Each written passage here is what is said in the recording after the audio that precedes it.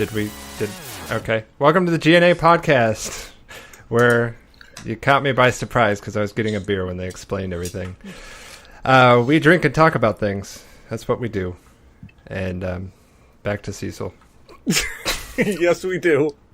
How you doing, Grave? That was Gravemynd, in case you didn't hear it. Drinking. I love you, man. Good to have you on the show again. Oh, Christ. And going around the room, I'm Cecil Xavier, your host, of course. Going around the room, we've got Zyber Blood joining us tonight. Zyber, how you feeling, man? The beer is helping my back feel better. Fan-friggin-tastic. We got Shadow Fox hanging out over there doing some fat vape clouds. How you feeling, man? Now that my stomach has stopped disagreeing from last night, I'm feeling great. But then it's Sunday. You're just going to complain about all that meat I put in your mouth, and I told you, So we're much going meat. to put so much meat in your mouth, your anus is going to hurt. It did. All that seasoned meat. Yummy. And we got Blue Shark joining us with us. How are you feeling, man?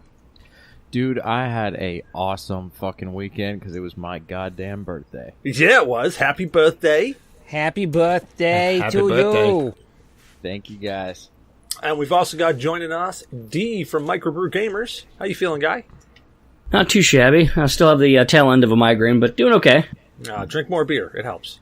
Absolutely. Sure. That's my goal. I was saying, if the beer doesn't help, switch over to hard liquor. When you wake up, if you wake up, you won't even remember our migraine because your head's just going to hurt from all that booze. That's a plan. And last but not least, we've got Proxyfox from Yeah Dude Games. How you feeling, man? I'm doing pretty good. Rock on. Well, first thing we got to get into, since we got so many people here, what is everybody drinking? So let's start off with you, Shadow, since I'm pretty confident I know what you're partaking in. Pass. You can't pass! That's not a thing! I'm drinking a Mountain Dew Pitch Black, which some would argue against me, but it is the superior Mountain Dew. It is one of the superior Mountain Dews. It is the superior, which I also have a backup 2-liter of Code Red. There you go. There's the first superior. You're drinking the second. I'm eating these Pringles Extra Hot Chili and Lime. They're delicious, but oh my god, they burn the inside of my mouth. So I end up drinking like a liter of soda afterwards. Hey, I've got some chili that I'm going to force down your face tomorrow, so there we go. Oh, I don't have to bring lunch? Sweet. Yeah, I'm gonna, as long as I can remember it. Pass. And Proxy, what are you eating? Or, Jesus Christ, drinking. Is this the point where I say pass? What are you eating? Believe it or not, I'm drinking nothing tonight. Nothing at all? Not even some water? No, I had some sweet cold brew coffee earlier, though. Unfortunately, I'm all out of cold brew coffee. I need more. Yes, you do. That's actually, I agree with that 100%. I would say put a little Bailey's in with said coffee, but that's just me. That's how you make it excellent. And Makes better. D, what are you drinking, man? I'm drinking the rest of my Inhognito American IPA from the Berkshire Brewing Company. It's amazing. Oh, it's so good. I love that. That's what the little, like, it's like a spy guy on the front from Cloak and Dagger, right? Yeah, and his beard is a big hops bud. God, that's so good. I've had that a couple times. Actually, the first one I had was when Zyber sent down that care package with me when I visited, and he had all those beers in there. Inhognito is one of them. Oh God, so good. All right, Blue Shark, what the hell are you drinking tonight, man? Well, I'm drinking a humble cup of I forgot to shoot the goddamn ship. No, I'm kidding. Yes, you did. I'm enjoying a lovely Yingling lager straight from the bottle. Haven't had one of those, and God, it's been a long time. Sad thing is, we just got Yingling like 3 or 4 months ago, so it's the first time I ever have had it. Now, what do you think about Yingling? It tastes like Toilet water. Nah, it tastes like a decent mass-produced beer. Yeah, it's a lager. It's totally a lager. It's a higher end lager, so it doesn't taste like, you know, Budweiser or Dirtwater or something like that. But it's a lager. But it's good. I think for a go-to beer, it's a great beer. Just to be like, hey, this is easy. I know I'm going to like this, or I know what to expect. It's all right. Yeah. And that's why I drink it over Budweiser or something like that, because it is, like you said, a good mass-produced beer. Absolutely. Budweiser's just a headache in a can. Well, what are you drinking, Grave? Are you drinking Yinling? No, I've got Schlafly's Pale Ale. Schlafly's? Oh my god, Yeah, I haven't had that in like a decade. And then I also have some infused spirits, Broken Barrel whiskey. Ooh. Infused with broken oak staves. That sounds incredible. That sounds really good. It's smoky for an American bourbon. Wow. So would you say that's almost like an American version of Scotch with that smoky taste? Like kind of like how you can taste the smoky. Not that smoky. Okay. It's like a hint of smoke. Say, have you had Dark Hollow? No, I've never had that one. You gotta try Dark Hollow. Well, when I get my school money for my loans, my plan is to get a bottle of Monkey Shoulder. Some whiskey guys that I watch on YouTube can't recommend the Monkey Shoulder enough, so I'm going to try it. I have some of the Monkey Shoulder. Yeah, I hope you enjoy it. In fact, I probably could just send you mine, because I did not enjoy it. Why, is it rough? I did not dig it. It's a blend, and it did not tickle my fancy. But yeah, I'm going to try it and maybe get a decent bottle of scotch. I want to drink more scotch. Yeah, scotch is so good. Man, it's a good just sit down, chill, and drink. Also, I'm saving water. There you go. Yeah, you're just going for the straight alcohol. What are you drinking, Zyber? I am drinking Pipeworks Brewers Little Citrus Saison Indian Pale Ale. It is a lighter IPA. It's only a 4.9, so it's an all-day drinker. It goes down easy. It tastes nice. It feels refreshing on the palate. It's a better taste than the Warbird, though I love the Warbird. This kind of bumped the Warbird down the totem. Really? Okay. What's the flavor like, man? The flavor, it's earthy, and then not as much grapefruit taste as floral. You get more of a floral than the grapefruit. That's actually a really great description. All right. Did I miss anybody? There's a lot of people here tonight, and I've been drinking. Yourself. I did. Oh shit! Yeah. What the hell am I drinking? Oh, so I am drinking it's a Keg and Kin. It's called Evil Stepmother Season IPA. I was actually going through Lidl's today because I was going to get energy drinks. Which, some small bad news, they didn't have the little cans. So I got a case of the big cans. They'll just have to tie us over until the little cans are back in.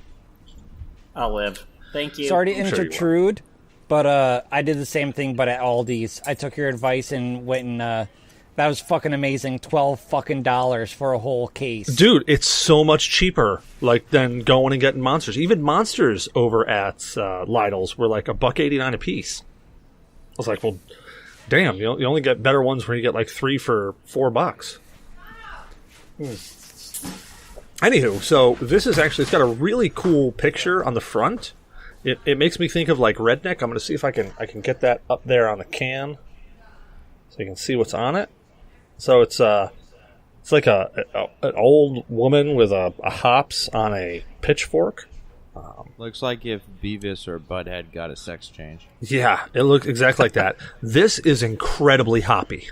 In fact, right off the bat, as soon as it hits your mouth, it immediately goes right to the side of your tongue, and it starts in with the bitter. Yeah, it's super good too. Like, I was surprised. I bought it because it was at Lidl's. I was like, you know what? This looks good. It says IPA. I haven't drank this before. I need a new beer for the podcast tonight. Let me see what it's like. Super hoppy. It's an IPA through and through, but it's a hoppy IPA. It's everything you expect when you drink an IPA, but kick up the hops a bit, and that's what you get. Man, it's a good beer. It's not an all-day drinker. I think probably, I don't know, I could probably get down about 10 or 12, but after that, it's going to be real rough. I don't even know what the ABV is on this. I should probably look. Oh, man, they're only 4.8. Strike that. This is totally an all-day drinker. Only 4.8 by volume. Yeah, you can do that all day. Oh, definitely all day. But it tastes like it should be higher. It really does taste like it should be a lot higher. Well, one thing that we've got going on right now is today happens to be the anniversary of G.N.A. Woohoo! Happy anniversary! So it is the 3rd year anniversary for G.N.A. Right now. It's Sunday, the 29th. So it's actually going to be super easy now to remember when the anniversary is because it's the day after Blue Shark's birthday. And I remember that very distinctly because, like, the time I went to go down to visit Blue Shark was on his birthday last year. Yep. Christ, that's like Putz and my birthday. His birthday is the day before mine. Yeah. Yeah, so now it's going to be super easy to remember because that's all I'm going to do. I'll be like, oh, it's Blue Shark's birthday. Just come up. Oh, hey, it's the friggin' G.N.A.'s anniversary. Hurrah. So, And coincidence, my birthday's on the 29th. Derek's birthday's on the 29th of March. So, yeah. Wow. That's pretty weird. I think my kid's birthday's on the 29th. I think. It's a very important day. Possibly. Don't know. Yeah, I'm not 100% sure. I mean, I don't really like that kid, so I'm joking. We'll have to do some research and get back to you on that one. Yeah. Well, I'll interrogate her and see what I can find out. Actually, hold on. Here she is. Hold on. Hey, Bot. Your birthday's the 29th, right? Okay, yeah. Yeah, I'm totally good. It was the 29th. I was right. December Research 29th, complete. January 29th, March 29th, and now July 29th. Yeah, 29th seems to be a good day. Yeah. It's a good day. Very, very good. Very good day. Wow. I just tipped my beer over, and it went fully horizontal, but not a drop spilled out of it. I have no clue how that just happened. Awesome. The amazing thing is it was full. Well, it's like 3/4 full. It defied physics there. That shouldn't have happened. Are you drinking maple syrup? Well, I am You're supposed chewing to this chug beer. that shit. I am chewing this beer. Is that not how you're supposed to drink beer? You're not supposed to chew it. Look, I know it's from Lidl's, but it's not that bad generally. There's an old lady on the can, so it's like a grilled cheese in there. Oh yeah, it's like pulling apart a grilled cheese sandwich. Yeah, God, that leaves a good flavor in my mouth. Speaking of good flavors in my mouth, I am still burping up that garlic sirloin from last night. So you should talk about that Brazilian beer. Oh yeah, what was it called? Like Zandini. I don't know. It has X in it. Was it like Zan or something like that? Something like that. Brazilian beer. We took, we took Shadow over to a Brazilian steakhouse last night. And if you guys never been to a Brazilian steakhouse, basically what it is they have meat that they do on rotisserie, and people just walk around and carve off meat onto your plate. And you just eat meat until you hurt. And then you eat more meat. And then when you're literally at the point where you physically can't put any more meat in your mouth, you have dessert. And if it's like Shadow, he lets me order dessert, and then I con him into eating like over half of it. I got free cheesecake. He ate so much food. It's the most food I have ever seen that man eat in my life. Like, It was a stick with a bubble in the middle. it was amazing. Did you die? I'm pretty sure I'm still dead, actually. Okay. Yeah, we're talking to Shadow from the After Realm. I just got in touch with Dean and Sam Winchester, and they totally hooked us up. Ooh. So now we got to get into the next stage of the show, which I don't know how we're going to get through all the stuff we have, but State of Games. State of Games is where we talk about what we've been playing for the past week or whatever, or we can just completely pontificate on what we think games are as a state today. And I use pontificate because we're just sitting on a high horse going man. Anywho, Gravemynd, what's your state of games, man? What is my state of games right now? Yeah. What have you been playing for the week? How do you think games are as a whole? Just what do you think of games? What do I think of games? What is RTX? So right now I'm waiting for the WoW expansion to come out. Battle for Azeroth comes out in like 2 weeks. Yeah, it does. And then I've been playing Tomb Raider, the reboot. Oh yeah. I got the Rise of the Tomb Raider on Steam. Been playing it in 4K. And I did the Uncharted collection on PS4. I've been playing that too. Good games. And Halo 5. I've been playing a lot more Halo 5 for some reason. I'm not sure. Okay. Since you said Uncharted, please tell me you saw the Nathan Fillion as Nathan Drake short movie. Yeah. Yeah. I like it, but I don't know. I think Nathan Fillion is just a little too old to play Nathan Drake. I agree. Maybe like 10 years ago it would have been perfect, but I just thought he did a fantastic job in doing it. Yeah, it was really good. Yeah, I saw that.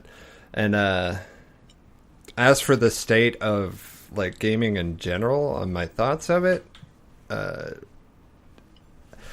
think the gaming industry needs to retract a little bit.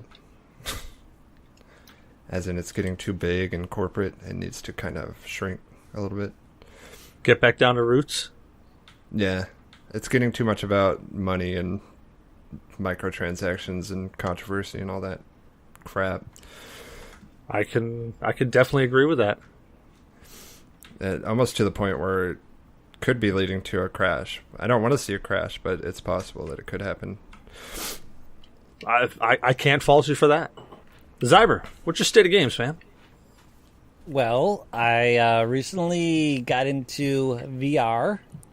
So I've been trying to play a few things. I don't really have much money to spend on these VR games. So I've been dabbling in what we sometimes play as a group. The Keep Talking. Keep Talking and No One Explodes. I gotta play with it. I gotta play that with you guys. Yeah, it's actually pretty decent in VR because like you sort of get immersed into where the bomb is. You can actually look around and shit. I played the horrible Halo Recruit. Absolutely atrocious, but yeah. Tried that. It's like a gallery shooter. I've got a game called The Robinsons that I accidentally got that is only playable in VR. And I'm like, crap. I just got Beat Saber. I'm gonna try that soon. Oh, I've seen that. I totally want to play that. Yeah, that's on my my to get list.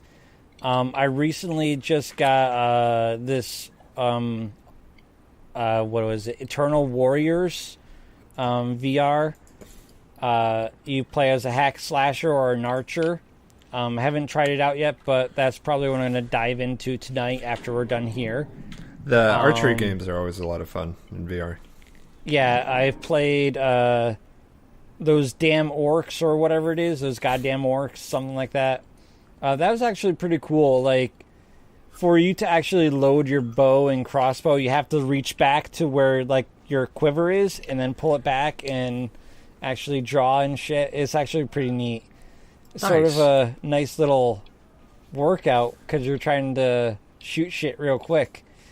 I took a note from Damok and also started play Crush Crush.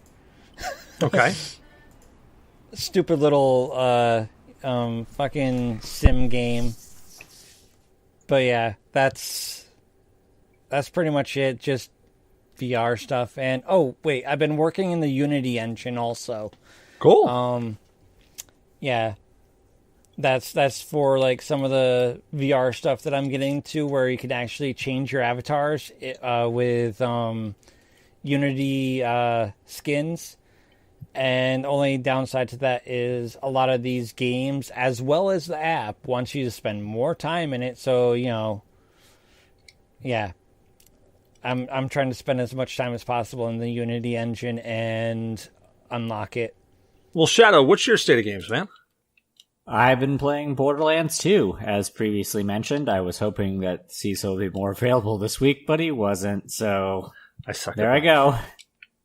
Just playing Borderlands, which Borderlands has always been one of those things, like, it's addictive because you can't get the gear that you want, you have to find it, and they know what they're doing, and they've talked about this. But oh my god, I love it, and I'm so happy that they're talking about Borderlands 3. So happy about that. I'm excited to see where they go with it, and I'm happy that in all the interviews I've seen, they've really been focusing on saying, we want to release a proper Borderlands game. We don't just want to release something. Which is good. And then as far as what I'm looking forward to, they made the announcement that Halo Infinite would be on PC. I am hopefully looking forward to them making an announcement on the Master Chief Collection also being ported to PC beforehand. That would be nice to get caught up. It would be nice to get caught up. It'd be nice if they also could include, Reach and ODST in there, but I know I'm asking for way too much there. Which one is No, Halo you're not. Infinite? 6. It's the newest. Yeah, it's the one that they just talked 6. about releasing during E3. Shadow, you're not asking for too much at all. It should be already on PC by now. All the Halo games should be on PC by now. It shouldn't take them much, but it's Microsoft. I have pretty low expectations for them these days. Yeah, but the only thing I don't want to see though is that a lot of gaming companies are, instead of releasing a game like bringing Halo to PC, they've been doing a lot with ports where they just port the game over, and I don't want to see Halo come over as a port. I want to see it come over as a proper game. What's your state of games, Blue? Well, I've been playing some Ghost Recon Wildlands. Been pretty much immersing myself into that game. Shooting rebels to keep their numbers low so they don't accidentally screw up my missions. Killing the Santa Blanca cartel. And occasionally accidentally or sometimes purposely popping civilians in the face. I'm really enjoying that game. I originally thought that the game was pretty broken at times. And even now it still has some issues. But there's moments where I think I want to buy the expansion, the year 2 DLC for this game. I've also been playing Pokemon Go. Oh, one interesting note. After they did the update for Rainbow Six, story missions in Ghost Recon Wildlands, I lost a suppressor for one of my weapons. Like, I unequipped it and then it wouldn't go back on.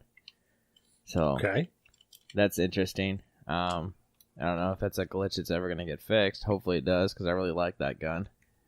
But I've been playing Pokemon Go. I've apparently learned that I've been doing it wrong all this time. Oh, the IV thing?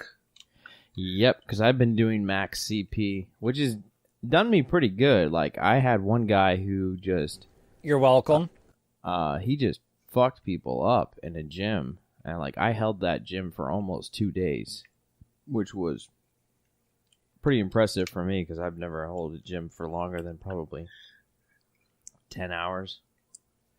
So, I've learned that I apparently need to pay more attention to those IV stats and not just, how much combat power they've got. And then I've also spent some time playing, very briefly though, Legend of Zelda: A Link Between Worlds. And I have not gotten very far in that game to really give an opinion on it. Very nice. About you, Proxy? What's your state of games, man? What you been playing? What do you think of games? Oh, man. So I've been playing a lot of Wolf Among Us because I've been doing live streams on that, and it's an awesome game. So Wolf Among Us and Earthbound for my first run. in my 27 years of life, I have not yet played through Earthbound, and I need to change that. But don't worry, dude. I haven't either, and I fired it up on the RetroPie to try to start going through. Yeah, definitely. It's growing on me very quickly. Give me the good old Undertale feels, because I mean Undertale was inspired by Earthbound, so it makes a lot of sense. Outside of that, played a little bit of Tales of Grace's F. I don't know if any of you are fans of the Tales series, but Grace's F is my favorite. I'm on my 4th run through now. Yeah, I love the Tales series. I've got most of them. Outside of that, I actually just put Destiny 2 back in today. But, I don't get to play with anyone because I'm over here on Sony, where we don't want to play with anybody. Oh, dude, I got to throw you I'll throw you my thing. I've actually been leveling out my Sony stuff. I've been just walking people through the Whisper Quest because nobody can get through the Whisper Quest. So me and a guy, Dexter, I've been kicking them through it. I say nobody. A lot of the people in my clan have been getting through, but everybody's been messaging me saying, hey, I can't get through. I'm like, all right, well, let's go. Let's do it. Ironically, we got like 2 more people in the clan that way too, so it worked out well. Sweet. Yeah, I'm just used to most of my friends play on like Xbox or PC, so I'm just over here like, well, dude, I will send you my PSN name. Actually, it's just Cecil Xavier without the I. That's all it is. Sweet. I'll have to look you up. Yeah, we're talking about getting an Eater of Worlds going right after the show tonight, so if you're interested, maybe. Oh God, I don't know if I'd be on par for that. I'm very, very early on still in my Destiny 2 game. All right, well, then we can level you out. All works out. Sweet deal. D, what is your state of games? Well, I've been playing some more of the Octopath Traveler, which is, so far I'm really enjoying it, and I've been playing some more Graveyard Keeper. Oh, God, that game is so good. I want that to be released. Had to reinstall. August 15th. Steam? So it's for PC and Xbox. It's coming out August 15th. Yeah, but is it coming out full launch or is it coming out early access? No, full launch August 15th. Oh, damn God! I'm looking so forward to that game. Cutting people up, taking out their organs, and then throwing their bodies in the river. So much fun. In fact, that's what I have to finish editing it. But that's what the Prox and I did the review video last night for my Microbrew Gamers YouTube channel. Nice. Hey, I got to send you over the Fast and Light stuff I've got recorded too. Yeah. I love it. Absolutely. Yeah, we got to talk a little bit more on that too. Absolutely. So I've been doing that. I've also been, of course, playing retro with the kids, so getting to different retro games. A lot of Mario. Kids have been playing a lot of Mario. Scored some more old school games. Adventure Island Complete in Box, I just scored over this weekend. So as far as state of games, I agree with Graveyard. I think we're in a bubble. At least for the big names, and at least for indie, at least, I think. I think eventually it's going to kind of collapse down a little bit. People are going to get less enthused with indie games as there's more and more shovelware invading it in Steam. I mean, there's great titles too and great up-and-coming companies, but I think it's a little overloaded, and with the market and the way it is and finances for basically everybody below a certain level, I think gaming is kind of ballooning to about as big as it can get before it kind of draws down a little bit. I kind of want it to crash just so I could get certain games at a very huge discount. Well, there's that. Everything's moving towards free-to-play and microtransactions too, which is kind of annoying. And, of course, everybody's into the reviving all the old retro stuff that a lot of people missed, so that's... But I think eventually that's going to fade, too, all the love of retro right now. Yeah, I just saw... Not amongst our generation, but I think people are going to start... the nostalgia factor, I think, is going to start wearing out. The Mega Man X Legacy collection is on sale on Steam right now. But even on sale, it's $40. Dude, I used to be really good at Mega Man X. Like, I used to rock at that game. I fired it up. I suck at that game. Oh my god, do I suck. I downloaded the... I think I went to 5 on the original Mega Man on the 3DS. And I beat 1 through 4, and I think I still have 5 to beat. There's a story unfolding behind the scenes right now. There is. Well, hey, I gotta get into my state of games. So, yes, please do. Quick kickoff on what I'm playing. I've been actually playing a bunch of Destiny 2 lately. because I don't know if you guys keep up with Destiny 2, but they brought the carrot back. That's the best way to describe it. So my big thing that I like on my soapbox months and months ago was when people were talking about Destiny 2 and what it was lacking and what it needed and yada, yada, yada. I came out and I blurted out in one of the chats. I was like, well, they don't have the carrot anymore. There's nothing to chase. There's nothing that was my biggest problem. You got gear by doing nothing. Exactly. And that was the big pain in the ass part of it is that you literally, like, there was no... They had content. The game has a boatload of content, a boatload of things to do in it. But the thing is, there really wasn't any reason to do it, because once you kind of just started working your way through, there wasn't a gun to chase. There wasn't your white whale. So, and that was one of my big things that I talked about. I forget what chat I was in, but I was complaining about it, or somebody was complaining about Destiny 2. I said, well, the big problem is that there's no carrot. There's no carrot at the end of the stick. There's nothing to chase, so there's no reason to play. That's why it's burnt out so quickly.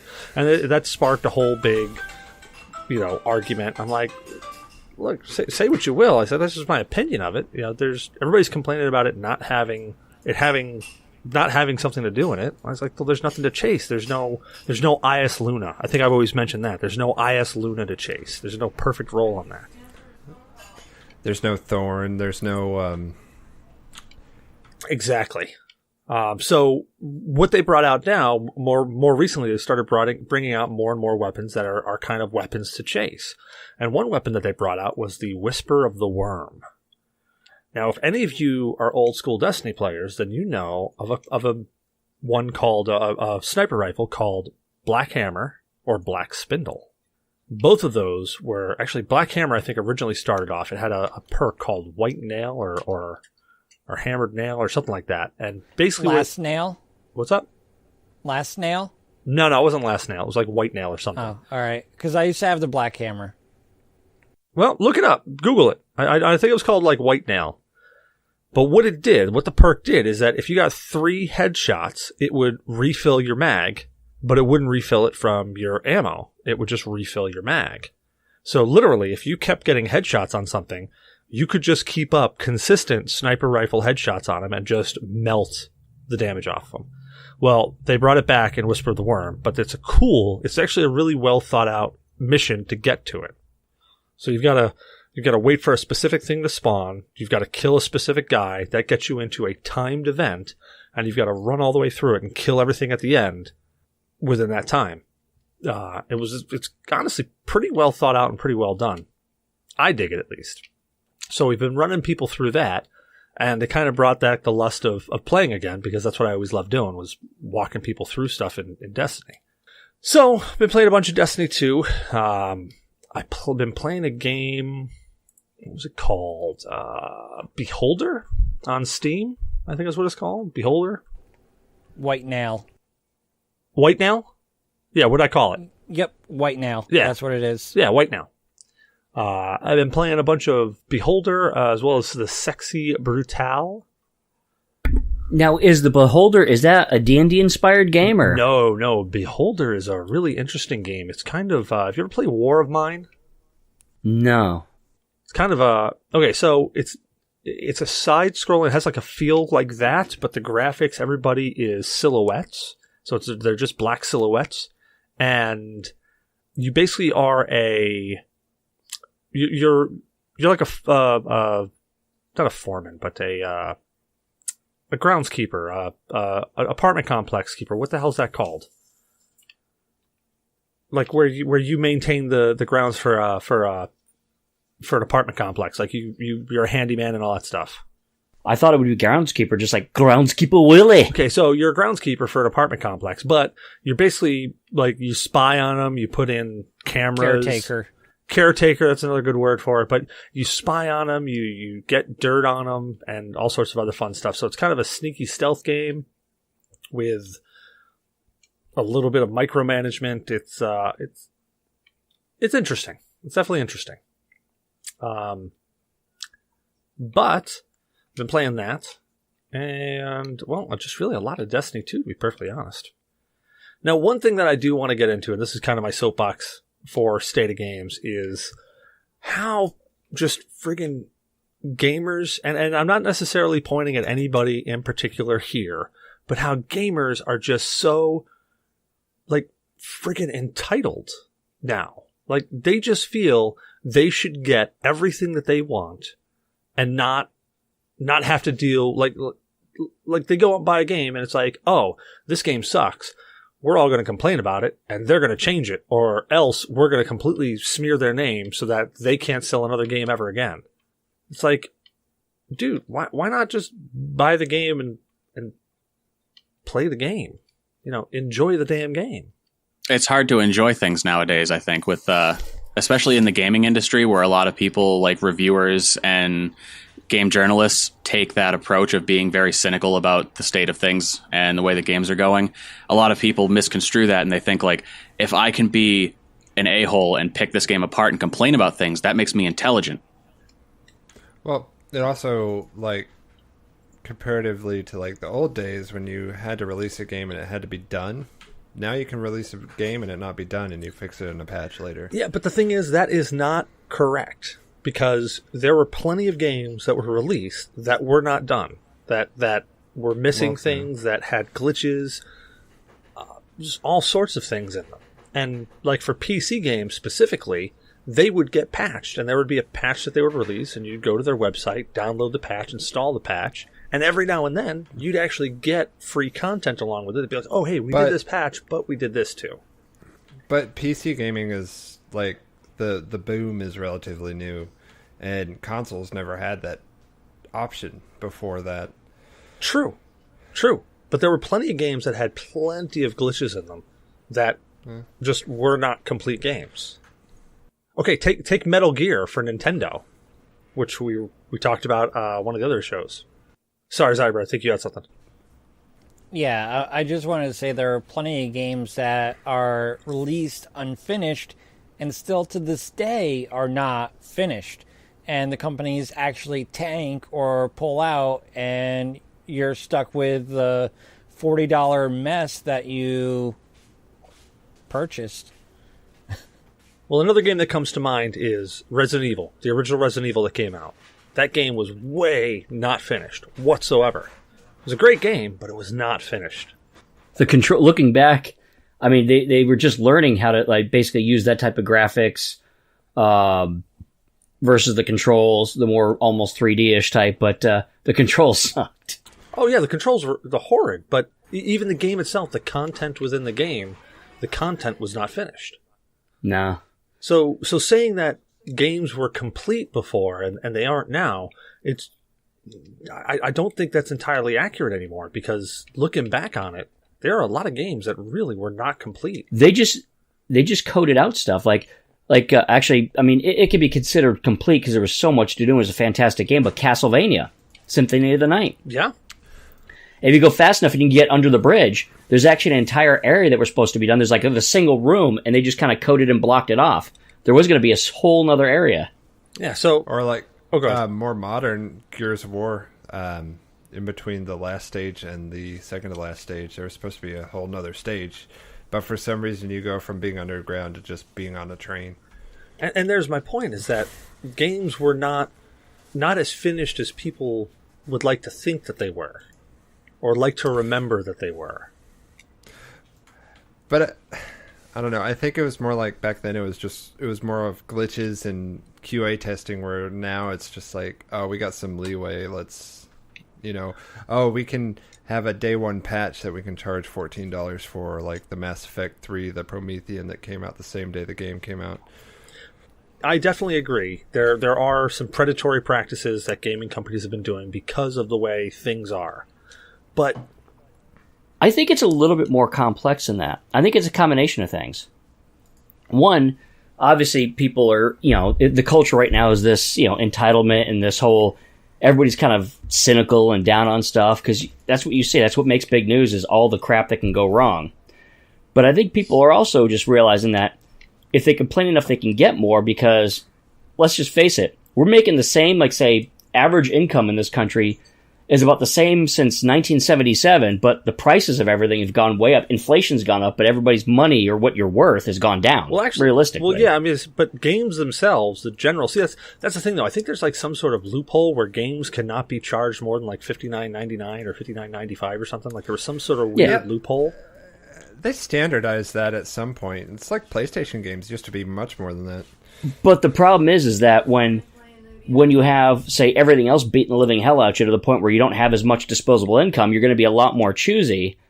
And if something doesn't live up to your expectations, you're going to be a lot more cynical. Let's face it. I mean, with the predatory practices, with the big names like EA and other stuff like that, those predatory practices kind of jade everybody. Everybody gets a little bit jaded because that's what you see in the news. That's what everybody's talking about online. And then you get a negative mentality, so you see things worse than they are. So every time you see something that might be, oh, that could have been improved, or unfinished. So I think it's a combination of the current culture, financial, economic culture, and also just like with the news, the media just blasts every time something's they can create a little controversy. They just blast negative crap all over the place, and that's what like Proxy and touched on it with the. All the reviewers think they're being intelligent by being overly too critical and cynical when they're just not being really honest. They're just basically being pretentious. I think it's a combination of things. And yes, there are some people that they just want too damn much. But I think it's more complex than that, especially considering it's changing where it's more obvious that games are unfinished now.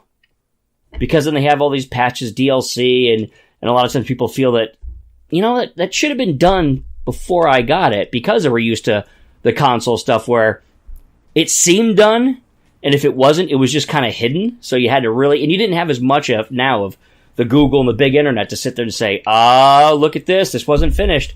People really had to find it, and it didn't get spread and disseminated as quickly. Well, yeah, that's my point, is that games were still unfinished before. It's just now they figured out a way to charge for finishing them. And if you take a look at that standardization of $59.95, gaming companies aren't exactly going to be making a whole lot more money when they sell a game unless they figure out a model to make that money. And I don't slight video game companies for figuring out a way to make that model work for them. I mean, they're a company; they need to make money. Exactly, that's the goal. I don't slight them as long as they. But I'm getting a bit off topic of what I was talking about. But also, where do you hit that fine line, that nice equilibrium? It takes a little feeling out there, because this is kind of new territory. What is unfinished versus finished? How much can you charge for the DLC or not charge? How many microtransactions are people going to like and buy versus rebel against? It's kind of it's not a clear line, so they're kind of trying to feel it out. I mean, some companies obviously are more predatory and than others, but it's kind of that feeling thing where everybody's trying to feel their way into that equilibrium. Yeah, I think we're getting a bit off topic of what I was actually discussing, though. What I was bringing up. So about the kind of the Sorry. No, it's all right. It's all right. I just figure we'll drag it kicking and screaming back to what I was trying to talk about, or what I was trying to say. Was that the people just screaming and yelling about things being what they are, and games weren't finished before. It's just we didn't care so much then. There wasn't so much of a spotlight on it. But the thing that brought it up was I saw somebody. So, No Man's Sky has recently come back, and they've re-brought up. They've released the next patch. I think it was what it was called. Yes, which introduced multiplayer to the actual multiplayer to the game. Well, it actually that's a very small bit that has been brought to the game. Multiplayer is there. Yeah. That's a really, really tiny bit. They've made the UI significantly better. They've added in and they've fleshed out the material management more so that it's more complicated. It works better. They've made a really massive amount of improvements to it. And this is a case where basically, I mean, with No Man's Sky and the company, it seems like, yeah, they might not have delivered on what seemed like they didn't deliver on all their promises, but a lot of it was hype. But with the case of No Man's Sky, I really, truly believe that they've gone above and beyond. They have earned that second, third, or whatever chance.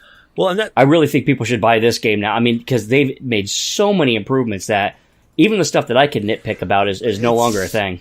It's the problem with over promising though. Like, they promised so much and it took so long. They didn't quite overpromise it right away. If you went back and looked at it, they said there's some things that they wanted to include, but didn't necessarily promise. A lot of it was the hype. People around took stuff and kind of ran with it, and they said, "Oh, they promised A, B, C, D, E, F, G," and they really didn't. Yeah. Well, the big thing is there was a few things they fell short on, but they didn't say they weren't going to do it, and that's one of the problems. They didn't say no. So people are like, "Oh, so you're going to have this at launch?" Yeah, we're shooting to have that. No, they used the hype. The problem is they were vague. They were too vague, which really bit them in the butt, and the hype also bit because people kind of really read too much into some of that stuff, and I think that was the bigger problem. It was the false hype that the gaming community itself created. People hyped it up, and then it was like they used it to sell the game. They didn't say, "Oh no, we can't do this right away." No, they absolutely did. They saw that hype there, and they said, "Hey, you know what? We can use this to our advantage." Which again, I don't knock them for that. That they're not the first gaming company to do that. It's a smart idea to sell. The problem with that everybody got hit with it was that they didn't specify. They didn't really say, "Hey, so this is what we're going to do. This is what we have." Well, look at Peter Molyneux and Fable. It's basically the same story. Yeah. Go ahead, Zyber. All right. My thing is, when all this hype goes around, be it fan base or content creator, like, our lovely friends at EA or fucking Square or wherever, if something isn't accurate, all I care is that you own your fucking shit. That's it. Own your shit. And, whatever model you go with it. Roll with it. Just own it.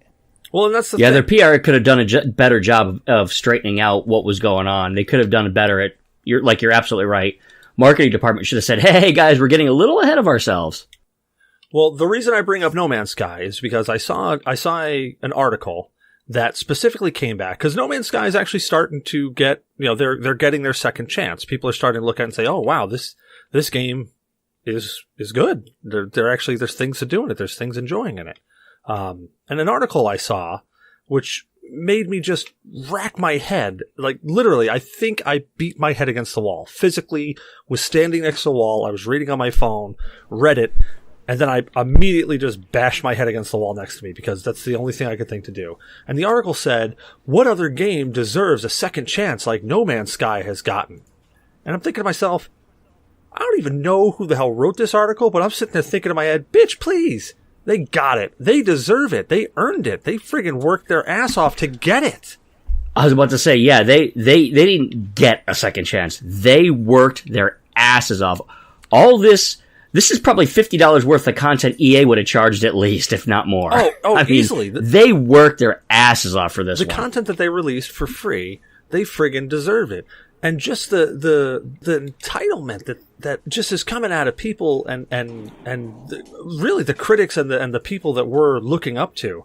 And I really hate to say it, but and Proxy, this isn't directed at you specifically. It's just kind of a blanket statement, and there are always exceptions. That's fine. But like streamers and stuff that are really feeding into this, and it pisses me off. It makes me sick to think about it, because I look at games and I say, hey, this game has got a lot of potential. This game looks fun. And everybody wants to look at it and tear it apart versus look at it and say, wow, this actually has some potential. Let's continue backing that. Now, yeah, was it a bad launch? Was it a shitty way to go about it? Could they have done things better? Abso-freaking-lutely. But you got to take a look at them for what they did and what they actually accomplished, not for what they messed up on. I mean, come on. Yeah, unfortunately, everybody wants to be cynical and they think that sounds intelligent, but really, when you look at something critically, it's not just like how much can we bash this or praise this weird-ass crap. It's look at the pros and cons. What did they do right, and what could they have done better? Yeah, and that's fine, but people don't look at it that way. That's my big problem. They just I know that's the problem. They look at it the way I'm seeing the gaming world right now is they look at it and say, "This sucks. Let's complain and let's get them to change." You know, they don't look at a game and say, "Hey, this is a piece of like the way it used to be, the way I remember it when I was when I was growing up. This is a piece of art right here. This is somebody's brainchild right here." You know, looking at King's Quest or even Space Quest, which is a comedic game. You look at those games back then, and they were games that were made because they had an idea, they thought it'd be fun, and it turned into their way of expressing their art. Now, yeah, there's money involved. Of course, Sorry there's to be money an involved. interrupting prick, Oh, go but ahead. how can you fucking drink this shit? Oh my god. Kraken? Oh man, I just drank a half a glass of that. Kraken? Oh god, it's so Yeah. good. Great. Oh, my insides hurt.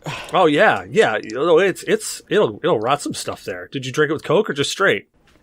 This show was Straight. practically started off of Kraken. Talking about negative entitled people. Yeah. God. Just kidding, Zyber. Can't stand the Kraken. I mean, the first bottle that I drank of it, I drank with Coke, but this time I tried it straight, and oh my fucking god. Oh no. The Kraken is not a straight drinking rum. No, it's not a sipping rum. That's why I chugged it. Dude, you want a sipping rum? You go for... I didn't sip, I chugged. It doesn't matter. You go for a rum like that, you want like Pirate rum. You want something like that. You don't want Kraken. Kraken is... You mix that. Man. Maybe we should start a little movement. Jesus, he just made my nipples hard. Or create a tutorial guide for how to consume alcohol that's been drank There we on go. G.N.A. podcast. That's what we need. We need a tutorial. Make it into a book, sell it up on Amazon. Yep. Yeah. Blue Shark, start a wiki. All right. I need to upload that to the knowledge base. Oh please. yeah, Thank we'll you. make a No. knowledge base article. Yeah, No, so we so need- that was just my state of games. That was just kind of my rant there of why people people are so friggin' entitled nowadays with gaming. I really think they need to grow up. Wait, that was your state of games? Yeah, that was my state of games. Maybe we should add a little room to our chat for just finding like gems and being positive about some of the stuff that the gaming industry is doing right. Yeah, dude, I'm all for that. That is a great friggin' idea. We're gonna make that channel Wholesome tonight. gaming. Yeah. Wholesome gaming. Yeah, and we'll I put love in the that rules. idea. It's a positive gaming channel that if you got something bad to say, it's going to be deleted, and you might be in the doghouse. I Yeah. like that. Save the bad stuff for a different room, different chat. We only want the positive stuff that says that's kind of cool. Yeah, they're All good. right, now that Cecil's done with the State of Games, thank you for joining us here at G.N.A. Podcast. Yeah, our brainchild now. Since now we're completely into development. We're completely off show. Yeah, you should have just said pass.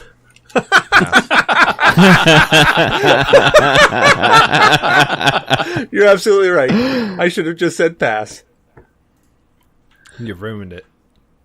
So we did actually have a topic for tonight. So We did? We did. We actually had a topic for tonight. Something that we were actually supposed to talk about. Topic. Yep. So, D, you want to talk? You want to introduce the topic? The topic is that what would be like, say, your dream like barcade type establishment, arcade barcade type thing, and how would you like work it so it's actually feasible economically? Yeah, that sounds completely boring. Let's start talking about the people being entitled again. No, I'm joking. I'm totally joking, man. First off, D, it's pronounced Gwent. And God damn you! God damn you! and two, if you want to see how there's profitable barcades, just come down to Richmond, Virginia. We already have one that's always too damn crowded in an area that has no parking. So apparently they're doing something right, and they're trying to open up another one. I don't know what they're doing. We saw it from the outside and went, nope, we're not going in there. That's way too crowded. They offer rub and tug service. My point with the economically feasible one is not being too imagine. I want like a realistic. How would you make a bar? Just realistic dream of a good barcade that's feasible, not like say out in the realm of complete BS. You know what I mean? I figured that was the best way to kind of restrict. Hold on. Here's what you do. You call it a barcade, but it's like a coin slot rub and tug. All right, let's explain to people, just in case they're listening and going, what the hell is a barcade? So, if you've never heard of a barcade is basically a bar with an arcade. It's basically an arcade meant for adults. It's like Dave and Buster's. Yep, Dave and Buster's, Wolf's if you've ever heard 111. of them. Oh, so now you know what a barcade is, but last week you were like, yeah, it's a barcode, you scan it. Motherfucker. All right, so here's some little comedic Cecil error here, okay? So we're going through, and I read D's, like, his topic idea as arcade barcode game. Like, barcode games, like the Pokemon game where you would scan the card and all that stuff. So I thought we were talking about that, so I literally spent almost an entire day researching barcode games because I didn't know what the hell they were called or what they were doing. So I'm like, Christ, I don't know any barcode games. Let me go see if I can find one. And then Shadow was kind enough to correct me and be like, what are you talking about? Barcodes. I'm like, yeah, the barcodes. The game. Barcode games. It's like, no, barcades. I'm like, what? So far, we at G.N.A. have invented the barcode games and Trent the card game. They're one and the same. For the record, I don't think we invented the barcode games because back in the early 2000s, they had those little fighting robots that you could buy the little booster packs for, and those had barcodes that you scanned off the back of the robot. Oh, yeah. What were those called? Yeah. I forgot about those. I forget what they're called, but I had like 3 of them. They were great. I had them too. Well, if you know the name of those, write into G.N.A. podcast at GNA.1. Let us know what the hell it is, because I think we're about to buy them and we're about to play them. Include a death threat. And a death threat. That, and you never know, you might be entered into a contest for a copy of Minecraft. Yeah, why not? We'll give something away. Why the fuck not? I have a code to give away, that's why. There we go. There you go. Got a code to give away. All right. I think my idea of a barcade would be more like a bar LAN center. But like the typical barcade is just a bar with 80s cabinets in it. I don't know. I think it would be more fun to drink in a LAN center because LAN centers don't really exist anymore. You're not wrong. No, that's actually a really good idea if you get like a super good connection, like a corporate connection that can handle hundreds of people connecting to it. Yeah? Yeah, just like, a big building, maybe like a warehouse, bunch of tables, computers, Xboxes, PlayStations, whatever. Have them land up and put a bar in a corner. Are you going to provide the consoles, or is it like a BYOC type deal? Yeah, provide the consoles and like rent out the games, and that's how you make the money. I miss that model from back in the day. Yeah. Wow, that sounds a lot like Gamer's Grotto. When you'd take me to the Gamer's Grotto, they'd have something like that, minus the bar. Game Ever in Arkansas when my buddy started that. It actually went out of business, unfortunately. But that was a pretty neat little spot. Well, we used to have one called the Cortex, and we used to do lock-ins when I was in high school. But like, if I was an adult and it had a bar in it, that'd be great. That's how you make it feasible. You just got to sell alcohol. Yeah, and the thing is, alcohol is super, super cheap by comparison. Like, to sell alcohol, you make so much money off of booze. You make more money off of booze than you do food. That's it. Rumble Robots, I remember those. Oh my god. The arcade of the barcade is literally just to get young college students to come in. Once you got them in there, they'll buy alcohol. Oh, I thought the point was to get the kids in so that the kids could go play arcade games while the adults sit at the bar and drank. That's Chuck E. Cheese's, but you got to bring your own. Yeah, but Chuck E. Cheese's doesn't have a really great selection. They have Bud Light and Bud Light. That's why I said you got to bring your own. Chuck E. Cheese has beer? Not the good kind. Oh. I wouldn't know. That's all right. I haven't been allowed in a Chuck E. Cheese in a while. But like, it's completely feasible. So I live in a college town. Well, it's a college city, for lack of a better term. But you don't make a barcade in a Midwest town where the average age of the population is 45. That ain't viable. They just want to drink. You got to put it in a college town, and it will be successful. unless you're somehow retarded and you can't run a bar. I kind of agree with him. Like it's some like there's not that many people that I think would go after this idea if you don't have it in the right area. So I would do the bar arcade model in like a college-based town. Yeah. And then I instead of doing quarters and necessarily having these old machines be running off of coins or just restricting myself to the old machines, I'd have games like Time Crisis in there. I'd include Pac-Man and Galaga and, all that other, all those other cabinet-based games. But also I'd throw in cup holders on the sides of each of these things, depending on the number of players you could have at each machine, so that way you have a place to put your alcohol. You read my article. Here's an idea. How about we have our barcade with no legitimate currency? You go in and you trade everything for drink tokens, and then you win drink tokens off certain games. You could just do it like they do in Vegas, where as long as you're playing, you get booze. Yeah, that too. But you don't. But the whole point of Vegas is like you have a chance of winning something. If you set it up so that your games you can win drink tokens, then one of the two things has got to be free, either the games or the alcohol. That's where the math is. No, not necessarily. No, not you pay covers. Not necessarily. Look at Dave and Buster's. Look at Wolf's 111. You buy a card with X amount of credits on the card, swipe it, and you still have to pay for your drink. Yeah, but that's how most arcades are now. You don't actually like pop quarters in anymore.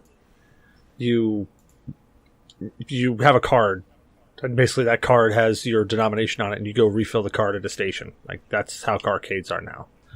But this was my thought on a barcade and how to make it economically viable.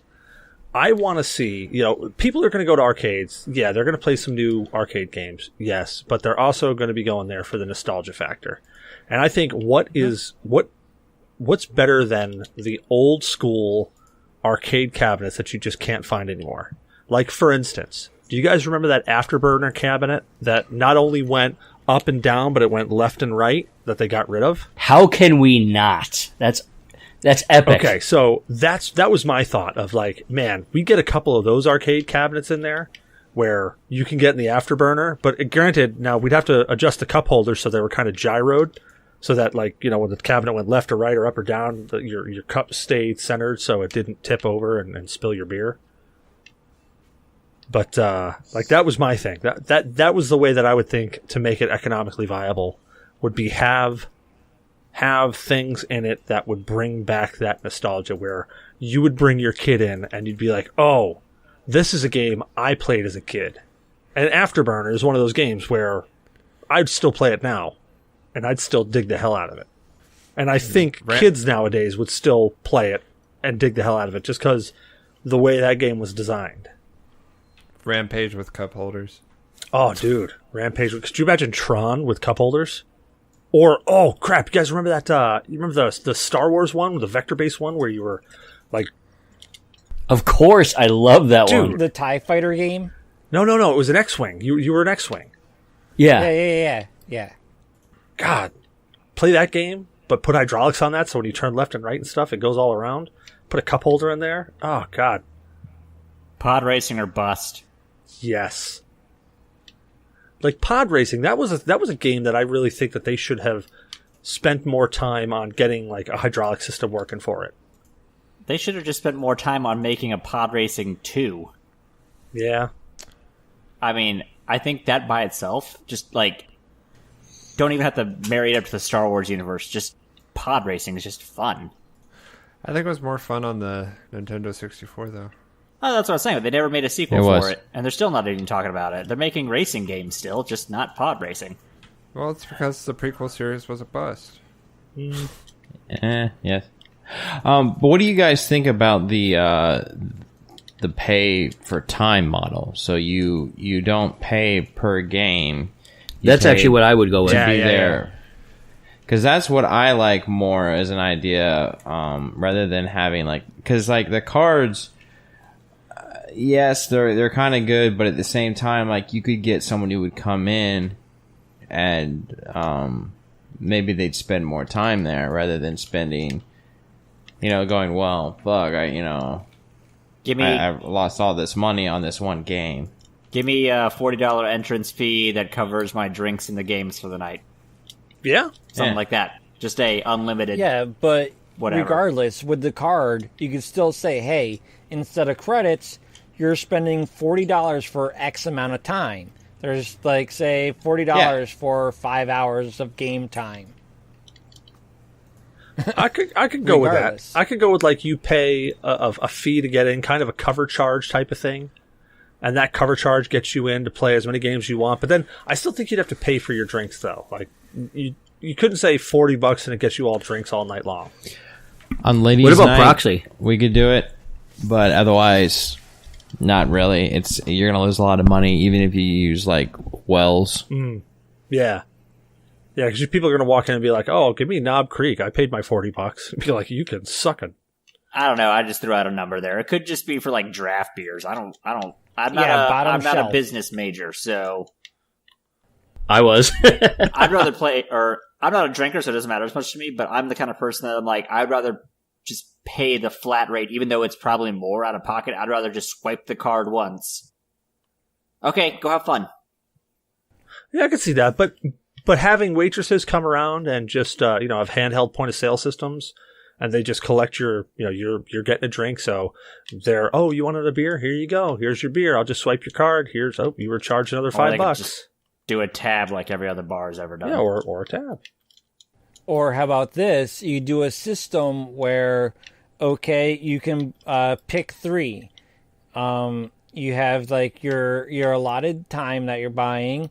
The drinks, be it bottom shelf, or you could upgrade for X amount extra dollars, and whatever app. There you go. Let's hear let's hear from Proxy. Yeah, what would he do for an idea? I was trying to hide over here in the corner. I was just listening to all your great ideas, and I'm trying to make them all into one super barcade. The fucking Walmart barcades over there with Proxy. Oh God, no! I'd like to treat my employees like human beings, please. But I like the. All right, sometimes. So Target, you're only a little bit racist. Yeah, just a little bit. I like the model that we have a barcade up here near UMass Amherst, so College Town, called the Quarters, and every arcade game in there is operated with $0.25 per play, and I like that model because it's cheap. They make all their money on essentially drinks and food, but I like the idea of theming drinks. I go in there and I can get a straight Scotch whiskey, which is one thing, but when they call that Scotch whiskey the GoldenEye, I'm much more likely to pay $10 for it because now I've got to call back to a game I used to play forever ago, and they've got a whole menu that's just full of video game references that are done up as drinks. They give you the rundown of what's in them, and half the time, I'm not even someone who drinks a lot. I very rarely do I have a drink, but every time I go there, I make it a point to get something. That's amazing. Yeah, I think that you need that. You need that kind of branding in there, just that thing to get the nostalgia going. It's that whole nostalgia kick. I think that's how you really get people to get in on it. Yeah, they have. What I'd like to do too is put up a big screen. They do a thing on Saturday mornings that if I started my own barcade, I'd probably do the same thing. They do a sugary cereal bar. There's Super Cereal Saturdays, and they put on old '80s cartoon shows. And you've just got a cereal bar. You just go through. It's a flat rate, and you're okay, it's my cereal buffet now. All right, I have a question. Is the Silver Eye $7.50 and the Brown Eye $5? Also, instead of karaoke, maybe do Rock Band. Or yes, definitely. Yes, hell we yes. have to have some driving games in there too, because everyone wants to test their metal behind the wheel when they've been drinking a few. Fucking absolutely Rocksmith. No, you don't want to go Rocksmith. Rocksmith might be a little bit. That's too a intense little for too people. intense. Yeah. Dark Souls and expensive when you need a real guitar for. Oh God, play Dark Souls. Yeah, have a Dark Souls tournament. Oh God, that'd be have a Smash Brothers tournament. We'll call it Super Smash Brothers. Every time you lose a life, you take a shot. Or even really get the drinking games going on. Every time you win a round, you get a shot. Oh yeah, because then you're just gonna get more messed up the more times you win. You're gonna have that one guy that's there that's like super good at Smash, and he's like just about on alcohol poisoning, but he's still doing really well. Not for long. With a lot of influences, getting to go to some barcades. My idea would actually be, and you need a little bit of space for this. I would have basically a pay to get in, like a small cover charge, and of course have a nice bar going. And if you ever look at the YouTuber Nerd Tender, I mean, when he does like video game themed drinks, but we're not talking about like a Scotch, on the rocks, call it 007. We're talking about, it's like you can get like a Centipede, and it's actually like a colored drink, almost like a Sex on the Beach, but then it's got one of those like shish kebab sticks with all like the grapes and different fruits that make it look like an actual centipede. Like, it is actually full-blown themed, like Atari themed stuff. You can get, like, say, themed drinks and really make them look like they have, like, the colors, or make them really associate with the game. They have a lot of that on Drunken Moogle, actually. That's what I usually go to if I'm looking to mix drinks that are video game themed. Yep, so I would have a video game themed, drink selection, like I'd have a limited menu, of course, because you don't want to get crazy and too extravagant. It gets too expensive and complicated. But have a set amount of real video game themed drinks. I'd have a small section of the old arcades, like the whole Afterburner, the old X-Men, the beat 'em up game that was fantastic. You could play, those 4 games. Oh yeah, and Simpsons. Yeah, I'd have like a small section of those, but instead of being coin operated or anything, I'd leave the arcades. You can block off the coin slots and just let them be free play. But I'd also have an area where, just like in the 80s, you have some TV, you've got some TVs, you've got some couches, a little coffee table in front of each, and you've got an old school game hooked up, so you can play different systems, and you can pick a game, one of several games. So you got your nostalgia factor, so you got that area. Also, I'd want to do like a small LAN area with either, PC or Xbox One type deal. And then I'd want to have a back room that you could rent, like a back area, for people that don't have the money to get started but want to try creative stuff. You have stuff like, say, a 3D printer, like a lab, a computer with all the stuff to do, like, say, YouTube and, like, say, video editing, maybe a green screen, like a little, like, a studio for somebody that can rent. I think that'd be kind of neat.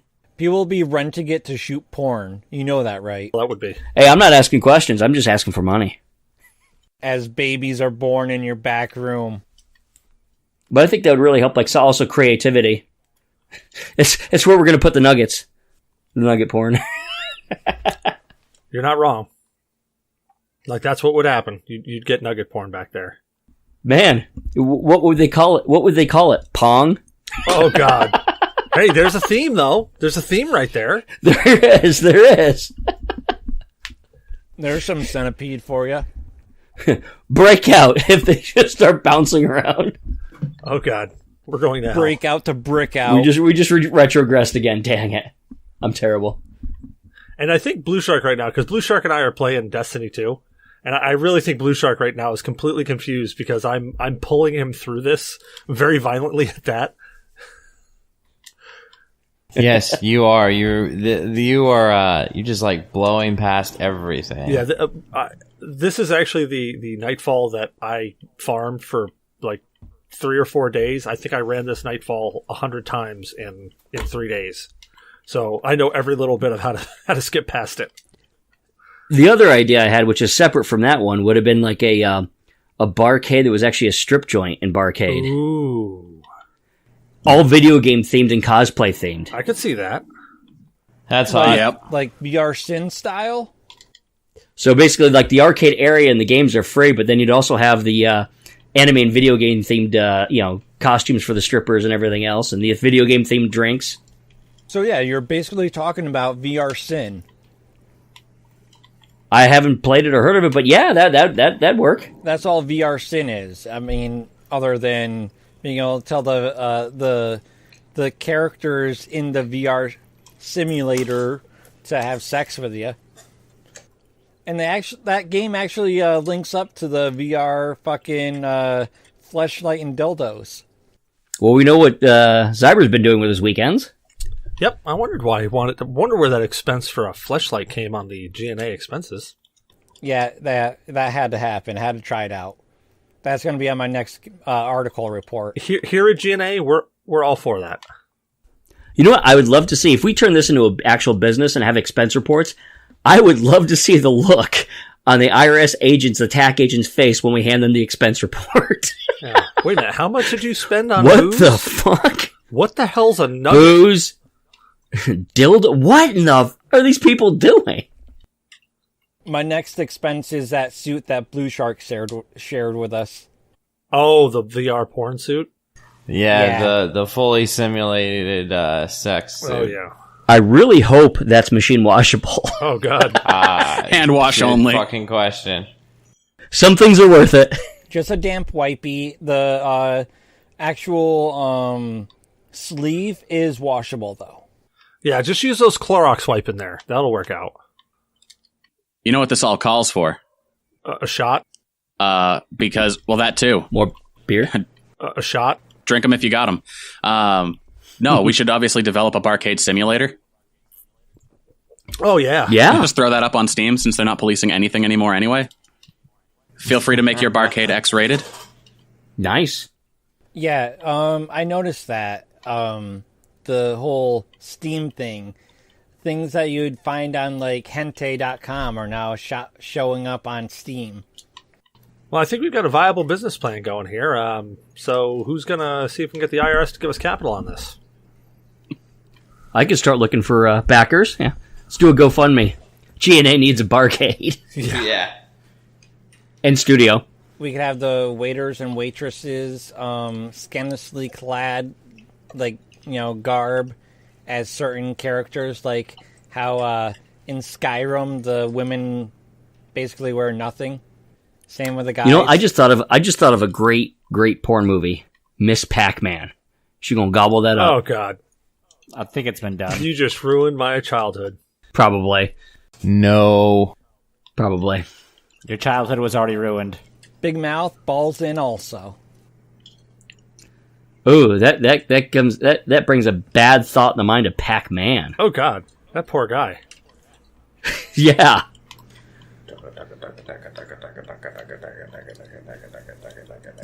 Whoever's doing the friggin' sound effects is amazing. We've got our sound effects guy. He's like the guy from Police Academy and Spaceballs that can do all the crazy sounds. Oh, Jonesy. Yeah. I wish I was that good. That guy is fucking phenomenal at that shit. Like, he did, like, Led Zeppelin guitar solo. I watched a little documentary type thing on him, where basically some of the actual sounds that they recorded for movies on certain things, they actually used him and not the actual thing to do the recordings. All right, so what's the next? He is a legend at it. What's the next topic? Actually, that was the only topic we had. That was it. Oh. We did it! Yay! We completed Hooray. it! Yay! It's the Gravemynd. Where can people find you at? Around. Look into the mirror at 2 a.m. Light 3 candles. Say Bloody Mary 3 times, and then I show up and you're disappointed. No, you can find me at Gravemynd575 at mostly anywhere, ever. And the G.N.A. Discord. You were floating around there. Zyberblood, where can people find you at, man? You can find me passed out at the G.N.A. Discord. You can find me hanging out on my Steam Discord account. That's Zyberblood, ZYBRBLOOD, and it's same on Twitter. But you could also find it at Zyber Games. That's ZYBRGAMES. Other than that, it's all fucking G.N.A. podcast. Nice. Be sure to like, follow us here at G.N.A. We love it. You don't have to, but we do like it. We appreciate it. We like it long time. We would appreciate it. Shadowfox, where can people find you at, man? Pass. You can't pass. You cannot pass. You've passed enough. You can find me at morganbs.com. All my affiliate links are there, and in the G.N.A. Discord as well. I'm going to hack into his stuff and turn all of his usernames to Trent. It's pronounced Quint. Oh, Christ. Blue Shark, where can people find you at, man? You can... son of a bitch. You can find me lying dead on this floor in this video game again. You can also find me on mixer.com/blueshark45. You can find me on Twitch. I'm sorry. Well, you can find me on Twitch too, but you can find me on Twitter at blueshark45, and then you can also find me on the wonderful G.N.A Discord. Nice. And yeah. What game are you playing again? Destiny 2. Destiny 2. Oh. I started playing Age of Empires. Rise of Nations. D, where can people find you at, man? Oh, riding the short bus, licking the windows. Oh, you mean on the internet? Oh, yeah, there too. Microbrew Gamers with a Z instead of an S.com on my website. Also on my YouTube, Microbrew Gamers with a Z instead of an S. You can find me on Twitter, Twitch, Instagram, Facebook, and of course, haunting the G.N.A podcast, Discord channel, my own channel, Microbrew Gamers, and also haunting United Gamers. Why are you haunting things? Are you dead? Like a poltergeist. Nice. Are you a dead person? Proxy, where can people find you at? For ease and simplicity, you can find me at yeahdudegamers.com. That's yeah with an H. Or on the Yeah Dude Discord server, G.N.A Discord server. I'm on pretty much, if there's a social media, I'm on it, except for Snapchat. I don't do that. Oh, damn, I was really hoping to see, like, pictures of you in a bikini. Good old Snapchat, you know what I mean? Well, now I'm disappointed. Aw. Now I'm curious if Zyber knows Bruce Willis. And I am Cecil Xavier, your host. You can find me at Cecil vs. Games on Twitter, Cecil Xavier almost everywhere else, Facebook, Twitch, Ustream, Mixer. You can also find me haunting the G.N.A Discord, the Yeah Dude Gamers Discord, TPC's Discord, Bombshell Jackets Discord, pretty much every Discord you can think of. If I'm not there, let me know. I'll probably bounce in there and troll around there too. I'm just that type of guy. So we hope you... Apparently I just hang out with a bunch of ghosts. Sometimes. All those dirty little fingers and all those dirty little pies. We hope you enjoyed the show. Don't forget to rate, review, and subscribe on iTunes and Spreaker. Reviews on iTunes and Spreaker help people find the show. So if you enjoy listening to us, let other people know by dropping a review. You can also find us on Android with Google Play Music, Podcast Addict, Stitcher, Player FM, Spreaker, MyTuner, Your Listen, and yes, as of yesterday, you can find us on Spotify on G.N.A. So find us on Spotify. Holy shit. Hey, you got onto Spotify. Nice. Who'd you have to blow? That is just actually shocked the fuck out of me. Yeah, we finally made Spotify, so I can't rag on them anymore because we're now there. No, all good things now. All good things. You know, wink, wink. You know what I mean? You can also follow us on Twitter at G.N.A Podcast. Just search at G.N.A Podcast, all one word, or join our Discord chat. See that pinned tweet. You can also find us on Facebook by searching at G.N.A Podcast there. Our Facebook typically has all of our scheduled stuff on there for game show night, anime night, and soon to come, we're going to have a horror movie night coming up. So if you like watching horror movies, we're going to do a single, maybe double feature if everybody's working for it. We're looking to do it about twice a month. So keep your eyes open for that. And I think it's aiming towards being a Saturday evening. Not 100% sure yet. We're still working out details. So far, looking at Saturday evening. If you can, by the end of the month, come to our Discord, put in your vote. Yep. Yeah, we're trying to figure out what day is going to work best. So if you like watching horror movies, and we're going to watch, there's no horror movies that are off the table. We're probably going to try to keep them to things that are a little bit less offensive. Like we probably won't watch Dumplings right off the bat, but we'll probably watch things like John Carpenter's Thing and stuff like that. We're not limited to thrillers on horror movie night either. So yeah, I'm looking to do one of the nights with Split. Yes. All because of what was dropped at Comic-Con with Glass. Yeah, I'm really super excited to watch Split because I haven't watched it yet, so I'm super excited to watch it. We've also partnered with Humble Bundle. Hey, Blue Shark, why don't you tell us about Humble Bundle? You're muted. No, you're still talking, but nothing's coming through. We talking, but nobody's home. I love this. He's making the hand motions like an Italian. It's like charades. Maybe we can find out what he's saying. I think he's saying something like, Humble Bundle's a game purchasing service that we, G.N.A, are partnered with. You purchase games like you normally would, but with a twist. Humble Bundle loves charities, and when you buy games off a Humble Bundle, charities get profits for the charities. You choose what part goes to the publisher, the Humble Bundle, or the charity. You can even give it all to charity if you want. Or none of it. Your call. Throw that. Just give all your money to charity. Every bit of it. Question mark. Partner equals G.N.A. podcast at the end of your Humble Bundle link before you buy, so let them know we sent you that way. So far this month, we've raised $1.80 for charity through our partnership with Humble. Well, that's fucking pathetic, people. You assholes better get on it. Yeah, you guys are slacking. You suck. Y'all suck. Yes, donate more money. Now Cecil's muted. I'm muted dropping now. Like flies. Yeah, this is totally a G.N.A. podcast. We're professionals. Totally professional. We can't figure out the mute button now. Everyone's talking, but we're all muted. The only thing we're professional about is being alcoholics. Dude, I'm like 4 beers in on this, and this is getting me nice and warm and sweaty. It's kind of nice. So we're a proud member of the Ninja Pancake community. Check out our good friends, Susan, Brian, and what's Carbonator's real name? Dave. Brian, Susan, and Dave on 3-player co-op. Or check out Remy on My Morning Coffee. I think he's still doing that, right? He's still releasing new episodes for that? Thought he was. Pretty sure he is. Think so. Yeah, we're going to say he is. And if he's not, then, well, go check it out anyways. My Morning Coffee. It's a pretty good listen.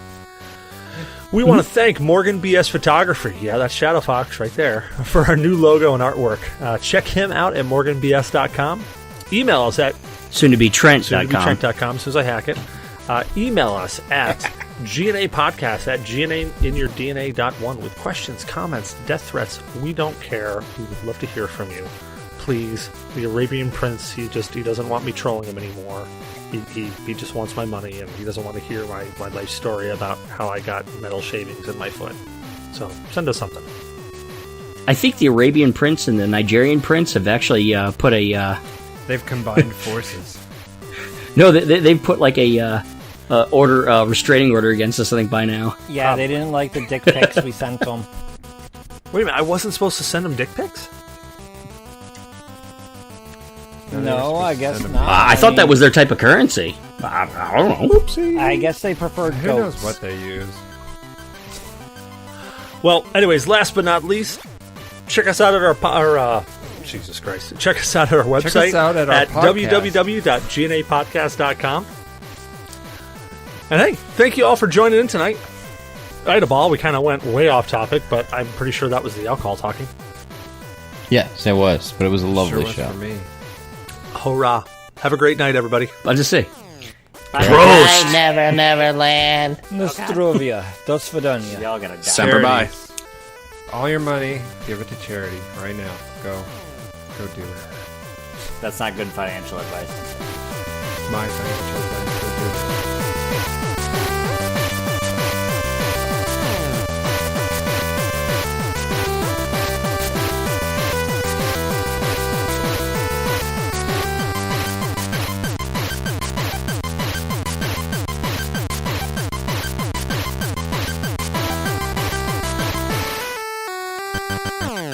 Whoever said you never went broke by donating is about to be wrong.